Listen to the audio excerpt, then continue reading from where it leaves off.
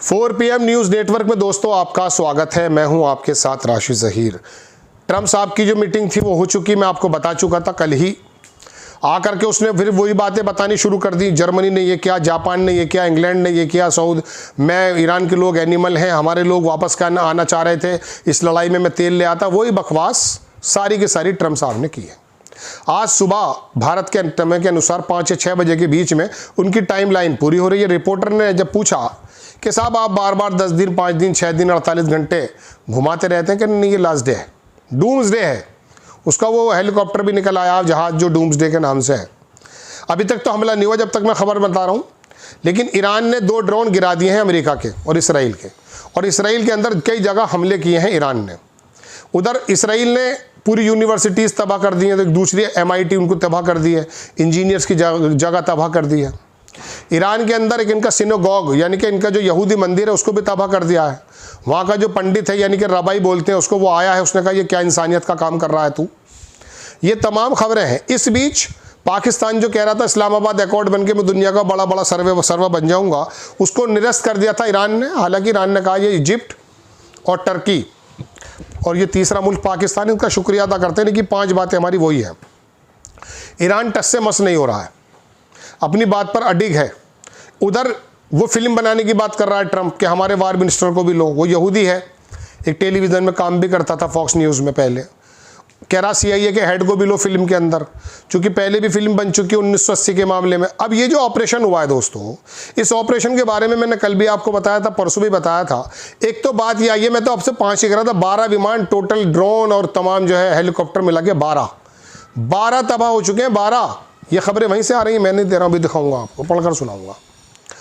और दूसरी बात यह है दोस्तों कि पता यह चल रहा कि एक पायलट जो पहाड़ों के दर्रों में छुपा हुआ था, और हमला जो हुआ वो 107 मील की दूरी पर हुआ है।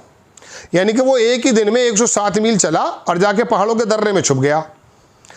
बात ये चल रही है कि अमेरिका के बहुत सारे जो एक्सपर्ट हैं और ईरान के लोग भी, उन्होंने कहा कि दरअसल ये ज़मीन पर उतरने का टेस्ट था।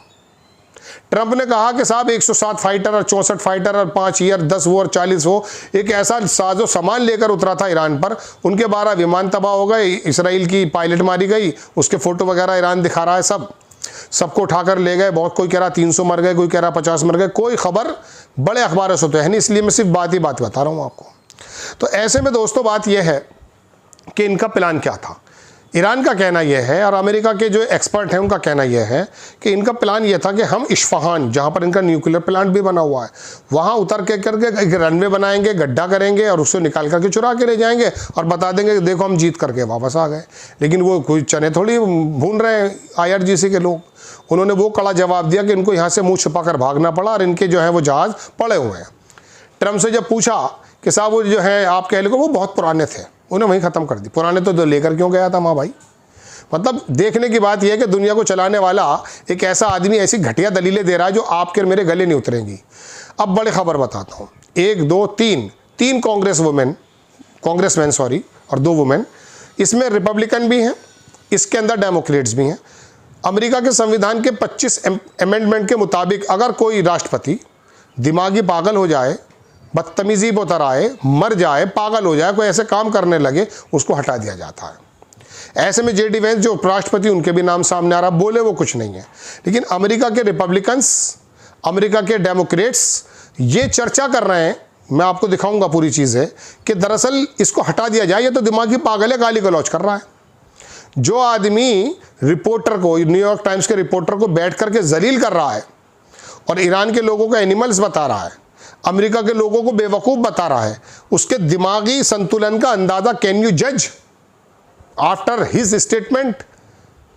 ही मतलब वो ये चाह रहा है। अब एक बात में तो उसने ये कही कि वेनेजुएला की अच्छी जगह है, मैं स्पेनिश सीखूंगा, रिटायरमेंट के बाद वहीं का प्रेसिडेंट बन जाऊंगा।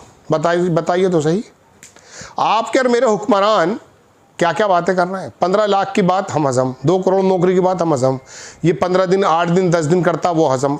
इसराइल का नेतन्याहू के बारे में खबर ये आ रही है दोस्तों कि उसने फ़ोन कॉल की है और वो सारी की सारी बातचीत को स्पॉइल कर रहा है। स्पॉइलर का नाम है नेतन्याहू। इस बीच चीन का विदेश मंत्री, ईरान का विदेश मंत्री और रशिया का विदेश मंत्री आपस में बातचीत कर रहे हैं। सऊदीया का भी है इसके अंदर शामिल।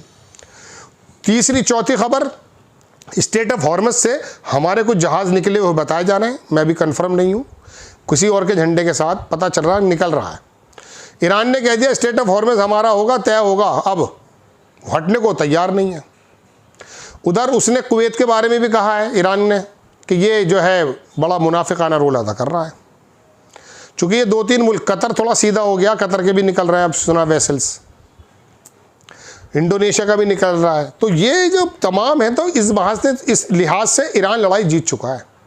अब ईरान को वो न्यूक्लियर मार दे बात दीगर है, लेकिन ईरान किसी भी सूरत में अडिग है, डगमगाता हुआ नज़र नहीं आ रहा है। क्यों? वो आदमी कह रहा है एक ही दिन में ख़त्म कर दूंगा। इसका मतलब तो न्यूक्लियर है, टैक्टिकल न्यूक्लियर वेपन्स, किसी ख़ास जगह पर तमाम इंसान, हैवान, नबातात और हैवानात सबको ख़त्म कर देगा वो। अब अगर वो ऐसा कर देता है दोस्तों, ईरान इतना कैसे मजबूत नज़र आ रहा है कि वो आंखों में आंख डालकर बात कर रहा है। 6 मिनट हो गए, मैं आपको कुछ पढ़कर भी नहीं सुना पाया। खबर यही है जो मैंने आपको बताई। अमेरिका के अंदर ऐसे अमेंडमेंट लाने की कोशिशें की जा रही हैं कि राष्ट्रपति को दिमागी मफलूज बताकर हटा दिया जाए। संभव नहीं लगता कि बिल्ली के गले में घंटी कौन बांधेगा।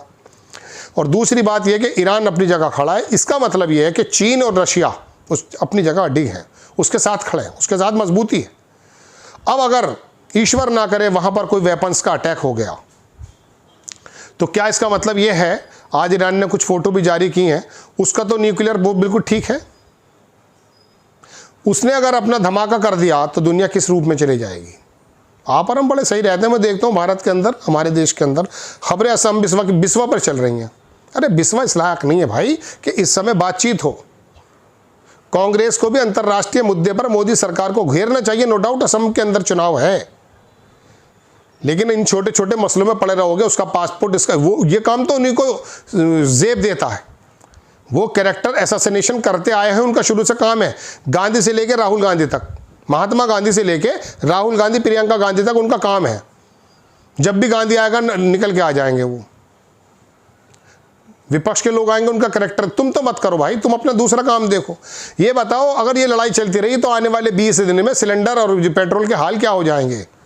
200 रुपये किलो का आटा हो जाएगा। जापान के हालात ख़राब है, ऑस्ट्रेलिया के हालात ख़राब है। अभी मैं देख रहा था नेपाल के अंदर 2 हफ्ते से सब कुछ बंद कर दिया गया है, और यहाँ पर मज़े मार रहा है वो।